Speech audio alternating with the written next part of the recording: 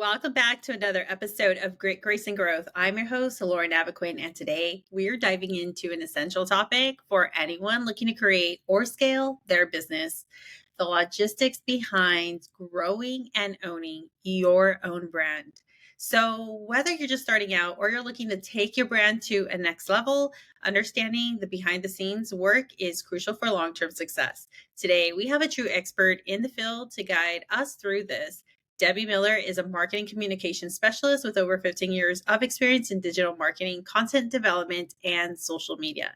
She's the founder of Social Hospitality, a boutique digital marketing agency that helps brands enhance their online presence and create engaging content. With her extensive background in brand strategy, social media, and digital marketing, Debbie is here to share her insights on the practical side of building a brand. Debbie, welcome to the show. I'm so glad to have you here today. Thank you. I'm looking forward to talking to you. Likewise. All right. So I know that you've been in digital marketing for over 15 years and have worked with many brands. Can you share with us what are some of the early stages of building a brand, and what do you recommend those foundational steps to be that a company should be cognizant to keep in mind when starting out? For sure. Yeah. So for myself, I started my brand kind of on accident. I call it kind of a happy accident.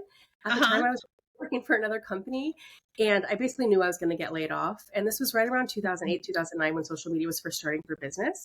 So I was working in the hospitality industry, and a colleague that I had met through networking recommended starting a blog, because at the time there weren't a lot of great resources on social media specifically for the hospitality industry. So that's how I started my business, Social Hospitality, actually as a blog back in, I think, around 2011, while I was still working at the previous company that I was about to get laid off from, basically. So from there, I started the blog, and I ended up going to another company in the meantime. And then I was building the social hospitality brand on the side while I was working for that other company. And for me, that was the right fit, just because I kind of had that security of having a full-time job and a steady paycheck.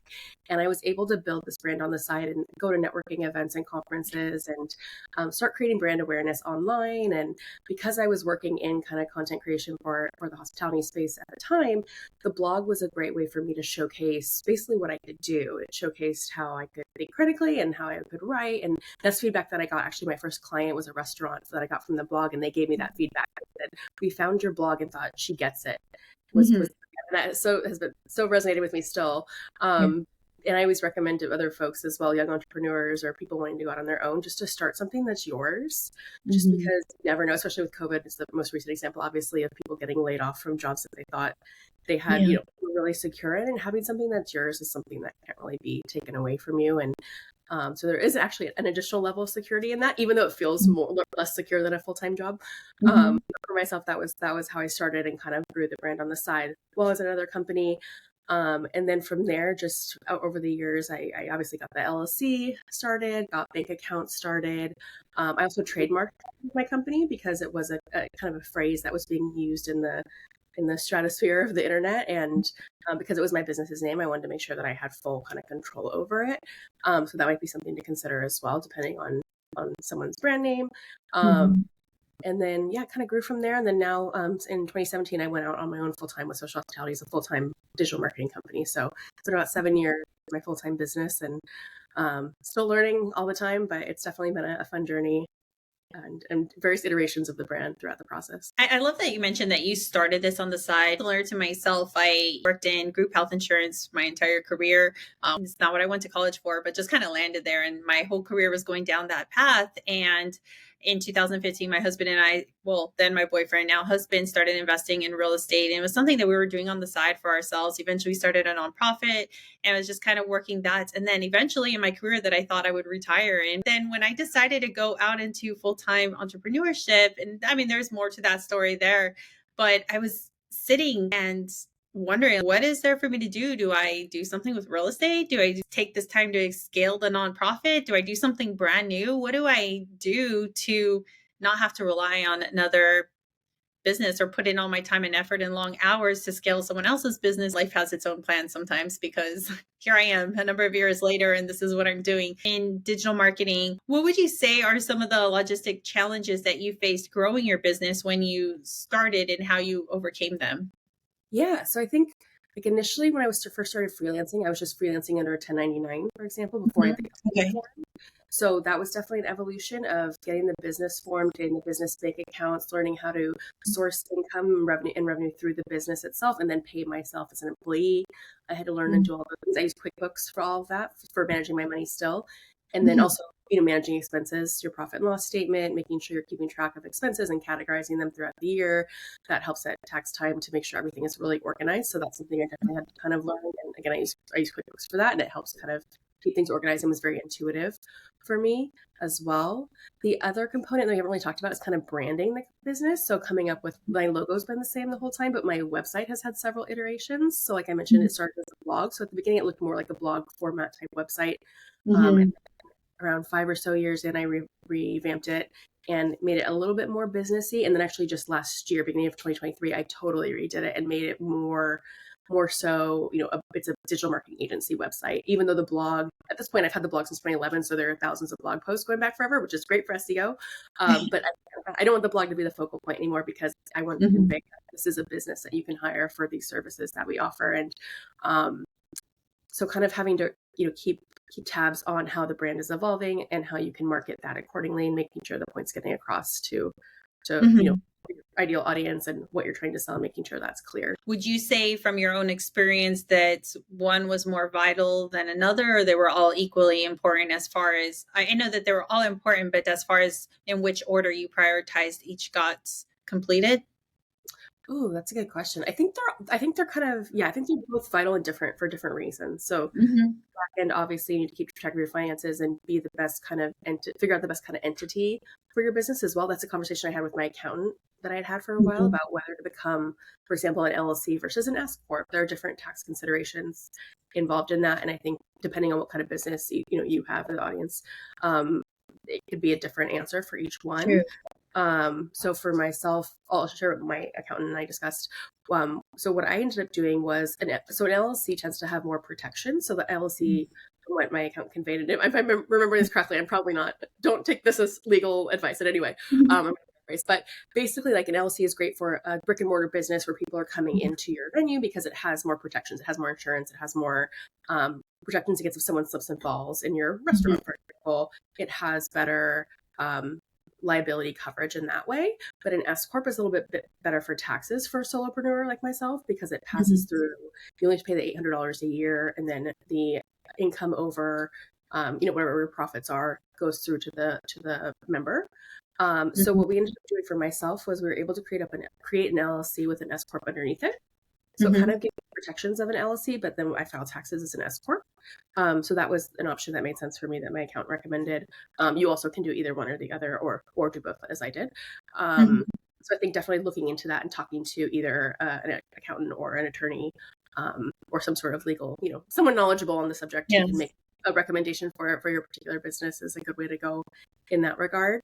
And then in terms of the branding and the website evolution, I think that's more, I would say, like, the money stuff is more of a back end initiative, and the website stuff is more of a front end initiative, where it's more, this is what's consumer facing, is the website, and how to attract the right audience, depending on kind of, again, the evolution of the business, where I was with the business, having to reframe and restructure how I market myself based on those different stages was always important. So it ebbed and flowed, obviously, but just know it's kind of an ever evolving entity, a business. Yeah, true.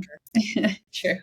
Yeah, all such great information. Some of us, we think we need an LLC or a corporation, whether C or S corp, and I'm not a legal person as well either, but having had those conversations, coming to the realization that ultimately, at least for ourselves in my business, we needed both as well, because of those different benefits that they bring together. So definitely a conversation that almost every entrepreneur should have with a CPA or a legal, to figure out the best structure for themselves as well. I know building a brand is one thing, but sustaining and growing it, I'm sure as well, is a whole other beast within itself. What are some key strategies or systems that you would recommend for businesses, being your clients, looking to scale their brand without losing their core values? Ooh, yeah, that's a great question. I think one of the main things is to be true to yourself. That's a really cheesy way to put it, but like, just know the kind of clients that you want to work with. So for me, again, I started a lot in the hospitality space, but I'm pretty industry agnostic at this point. I work with a lot of law firms. I work with clients in the education space, in the tech space. So I'm not specifically tied to a specific industry like some agencies are. Mm-hmm. I would say it's more about the type of client for me and what they're looking for and how that aligns with what I offer. I'm someone that's very much like, if I'm not a good fit for what a client is looking for, I will refer them to someone that is. And I have a lot of partners that I partner with other agencies all the time as well that do kind of similar, what's the right word? Similar but different services in digital marketing that we're able to either work together to service a client, or I'm able to pass it off to them if this other agency is a better fit. Mm-hmm. But in terms of keeping or finding the right kind of clients, I think it's more of a personality fit, I kind of say. And you can kind of tell during an intro call if a client is the right fit. In general, we're pretty flexible about adapting to whatever the client needs. We have some clients that are way more hands-on and some that are way more hands-off. So that's something that's better about a smaller agency like mine versus a larger agency where you have to go through an account manager and submit a ticket and like do, a huge process to get anything done. We're much more quick. We're much more adaptable. We can easily pivot. We can, jump in and make a quick update. And you're going to get, for the most part, every client gets me as their kind of account manager, for lack of a better term. So I'm very ingrained in the marketing teams and I'm able to very easily naturally integrate in different marketing teams and different initiatives. And then I have a team now as well. That's actually been another growing point, is that I now have team members under me that are able to execute kind of tactical projects and leaves me more available for the high level strategy stuff with clients. But I would say, so I'm trying to circle back to your initial question of I think it's more of a personality fit. Like I've definitely been able to tell right away in talking to a client if it's not the right fit for whatever reason. Sometimes it's a personality fit. Sometimes it's a sometimes you can tell within the first kind of month or so of working together if it's a client that's like poking you at 8 p.m. every night, why wasn't this up today? And that's because they didn't approve it the right way they were supposed to approve it. Like it's stuff like that where the working relationship is not going well.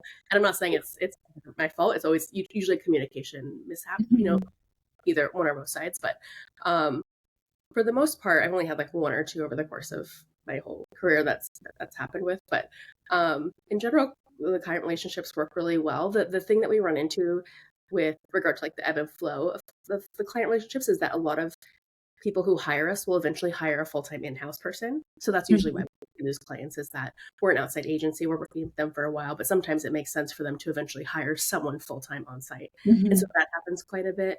And then conversely, we're also able to fill in for companies when they're in between social media managers, or where they're in between. We worked for the LA Public Library for about 4 months while their social media manager went on maternity leave, for example. So we're able to kind of fill in gaps for companies that are kind of in between folks. That's another great area that we serve. I think just being open and adaptable, and then kind of hiring. I think I started hiring about 3 or 4 years in. So for the first couple of years, I was fully by myself, and then now I have team members as well. So kind of knowing when to hire and when to kind of scale up and scale back is important as well. As we know, in today's environment, today's world, digital marketing and social media play a huge role in every brand's visibility today to some extent. What logistic considerations should companies keep in mind to creating digital marketing strategies that align with their brand growth as well? Because I feel like that's a whole challenge within itself, taking on social media and how we want to be represented and show up on that platform aside from our websites and everything. Yeah, I would say you should kind of show up where your audience is. So depending on your brand, like that might be TikTok, that might not be TikTok. If you're Gen Z, you want to be there. If not, you maybe don't need to. So it's looking at where your audience is hanging out and being on those specific channels, and then integrating your overall digital marketing strategy. So looking at your email marketing campaigns, for example, and segmenting your audiences there and sending appropriate personalized messages to the right people on email versus social. And then, depending on your SEO strategy, optimizing your website and going after specific keywords, and same if you're doing any advertising. So I think knowing your audience is at the core of everything you're doing. And then from there, you can decide which channels and which avenues make the most sense to pursue. And then again, kind of being consistent in your branding, making sure across the board your branding is consistent, your messaging is consistent, your overall vibe, look and feel, everything about you is consistent, so that your customers know who you are and they know, like, and trust you. Is that kind of that phrase?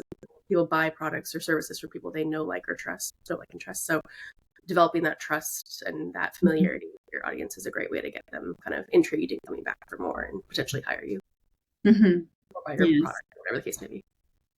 So true. So I know that you touched on several key points there with our branding, the social media and how we show up, SEO, email marketing. Can you share a little bit more about what it is your business specifically does and offers for your clients? Sure. Yeah, I would say our bread and butter service is organic social media. So Mm-hmm. that's really like developing the posts that go out on Instagram, Facebook, X, Mm-hmm. LinkedIn, all the channels.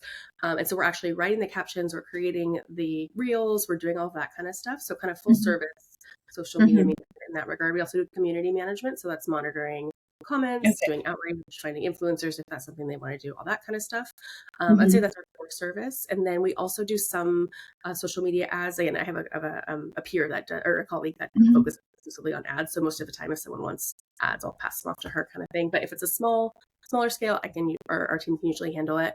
And then I would Mm-hmm. say our other services usually fall under the content marketing umbrella, which includes a lot of email marketing, as I touched upon, a lot of copywriting for websites, for blog posts, a lot of blog posts, Mm-hmm. and kind of anything else kind of copywriting focused. There's Mm-hmm. actually another point when you were introducing your bio at the beginning that I thought of. Mm-hmm. I can pivot just a second because I just thought of a tie into it.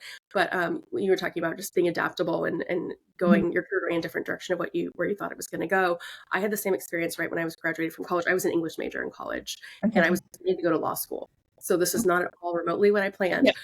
But the reason I thought of it is because my English background from college comes in handy all the time in all this writing that I'm doing and the storytelling involved in marketing and the ability to think critically and analyze and all those skills that you learn in college, no matter what you study. I always tell college students this: Mm-hmm. no matter what you study can apply to different kinds of jobs, and being open to going a different direction than what you have planned. Again, that was my experience as well coming out of college. Is I happened to get a marketing internship right when Mm-hmm. social media was starting for business, and that's kind of what propelled my career.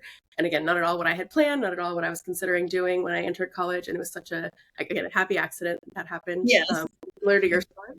So I think that being adaptable was kind of my point there. Mm-hmm. Also, being open to going a different direction. And again, that my business has ebb and flowed, my career trajectory overall has ebb and flowed, and none of it was what I had planned, but it's all been wonderful nonetheless. So definitely in business, when you're running your own company, you need to be very adaptable again, because the plans Mm-hmm. can ebb and flow as well. And just being open and being willing to be adaptable and pivoting all the time, especially in digital marketing as well, which is Mm-hmm. consistently changing. Back to that point that you just made as well, and being adaptable, and life takes us on different paths, sometimes throws us curveballs, and even the challenges that it throws us at times, that they are really lessons really to be had, because there's something to come out from each of those things.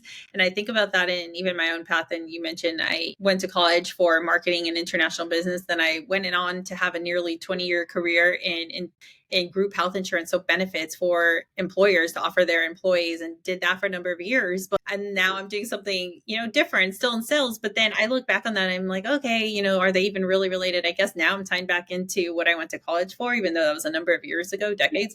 But at the same time, still being able to leverage the experience that I had in the corporate side with sales, negotiating, building relationships, and all of these other things. So it's all cyclical, that how it all ties into our experience and our expertise and what we're able to offer in whatever business that we have, and how we're able to show up and be present for our clients there as well. Definitely. Yeah. So I want to ask you, so again, for many business owners, balancing creativity, tying back into your services, balancing creativity with practicalities of running a business can be tough sometimes.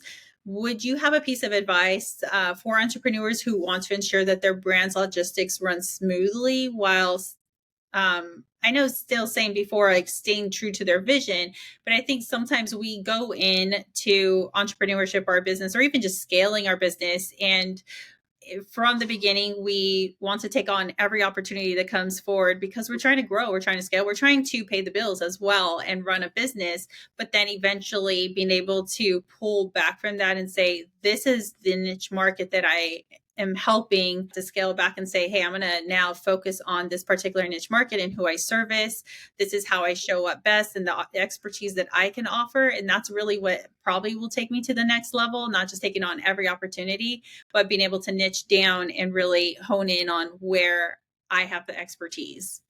Yeah, for sure. I think I think it's about knowing where you want to focus. So Mm-hmm. again, that wasn't necessarily industry specific. It was more so service specific. Okay. So, Yeah. like I said, there are a ton of other components of digital marketing that I don't do. So Mhm. that's like my focus is that content side of things. So that Mhm. content, email campaigns, the social media, but I don't do technical SEO. I don't do like graphic design. I mean, we do some graphic design for social media, but like we're not developing pamphlets or like print media. Yes. We don't do Mhm. PR. We can write press releases, but we don't have the media context that a PR company would be able to provide. Okay. Mhm. So that's the kind of thing where we partner with many agencies that offer Mhm. those kinds of services, and then we can be their social media arm, for example, or we can refer out to them if it's Mhm. totally the right fit or whatever. It goes both ways quite a lot. But Mhm. I think knowing where you specialize and what your expertise is important, and just knowing that you enjoy it. I Yes. have clients where I had one client where I kind of they took their organic social in-house and then asked me if I'd want to do their ads for a bit. Mhm. And I really liked the company. So I was like, sure, I'll do your ads for a bit. And I did the ads and it was fine. But I was like, I don't enjoy doing ads. Like ads, Yeah. that's not fun for me. Like setting up ads Mhm. and playing budgets and targeting and like all that kind of stuff. I know how to do it, but I don't love it. It's Mhm. not exciting to me. So I was like, I don't tend to steer that direction anymore. Even Mhm. though I can perform that service, it's not what I enjoy doing. And I would rather be more of the creative side of social that I enjoy more, which is actually like coming up with fun captions and fun storytelling opportunities and fun reels and Mhm. stuff like that. I enjoy that so much more. So I think for any entrepreneur, it's about finding kind of your niche, whether that is a specific service Mhm. offering, whether that is a specific industry, is another great way Mhm. to narrow as well. Because I think it can be better to be a big fish in a small pond versus a small fish in a big pond. So you want to figure out how to differentiate yourself from your competitors in a way that makes you stand out and highlight your value proposition. So highlight what makes you stand out. Again, one of the examples that comes up for me a lot is that being a smaller agency, we're able to offer more personalized service, like I mentioned before. Mhm. That's feedback we get from clients a lot, and I'm very proud of that. And I think that that's something that is valuable again for other companies who've worked with larger agencies, which are kind of also the same things as mine, but you have to go through several people to get anything done, and like stuff like that. Um, so that's something that I highlight a lot now because that's feedback that I get regularly, and that's a value proposition that I think we offer that other agencies don't necessarily offer.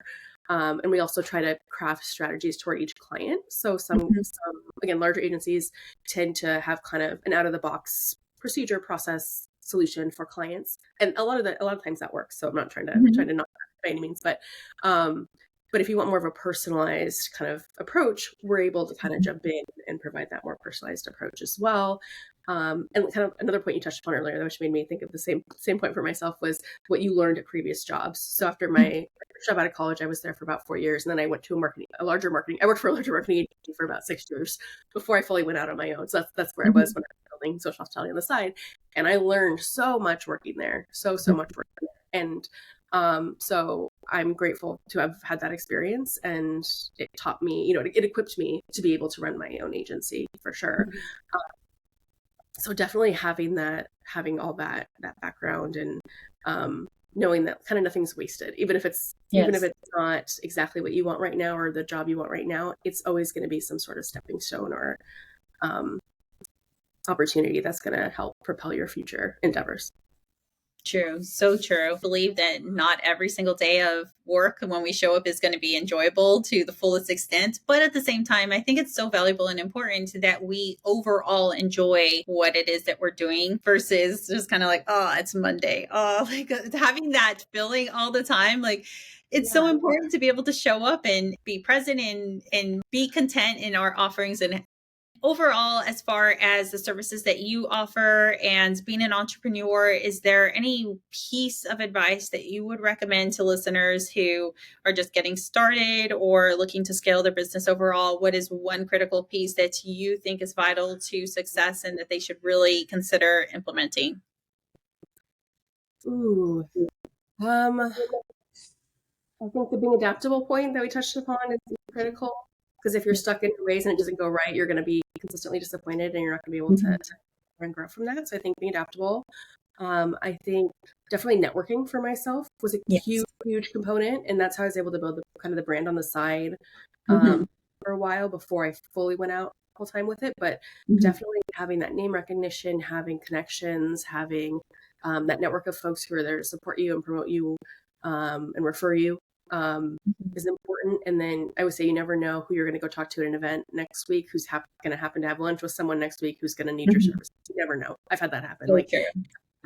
Just being very open to that kind of thing. It's really scary to network when you're a shy person. I certainly was very introverted, and it's a scary thing, but it definitely, I'm still getting clients from like connections that I networked with 10 years ago. Like stuff like that happens all the time. So definitely networking and building up the brand kind of, I want to say authentically was the word that came to mind. Just again, making sure the brand is reflective of who you are and what you offer. Making sure, again, you're targeting the right audience. So I know that's not one thing, it's many things, but I think all those things tie together. Yeah, they all kind of tie together, and yeah, promoting your brand in an authentic way that's not too salesy or not too. Because I think people can read if you're desperate, or if you're trying too hard, or if your brand isn't what you say it is, or like I think people can. I think if I can say everyone's bullshit meter is pretty high. So I think people know, I think they want, again, to work with people they know, like, and trust, and networking is a great way to get to know people. Building trust both personally and online with the way that your brand is representative is really critical. So I think all those things together will help. Yeah, such good advice, and I completely agree as well. I love it. And can you share with listeners where they can find you? Oh, sure. Yeah. My website is socialhospitality.com. And then on all the channels under Social Hospitality as well. Okay. I'm Debbie Miller on LinkedIn as well. I know there's a ton of Debbie Millers. So, but if you put Debbie Miller Social Hospitality, it'll come up there. Yeah. Very common name. You tag include all your specific links in the show notes. So, everyone can find you specifically without any trouble. Great. Thank you. No worries. Well, again, thank you, Debbie, for joining me on this episode of Great Grace and Growth and sharing your expertise in logistics and your personal experience in building your brand in your company and going out into entrepreneurship. I know that there's a lot that goes on behind the scenes to building and scaling a strong and sustainable brand. So thank you for sharing your insight with us today, and hopefully for the next entrepreneur out there, reaching out to you for your services as well to help them scale to the next level as well. So thank you so much for joining me today on this episode. Thank you so much. It was my pleasure. It was nice talking to you. Same to you.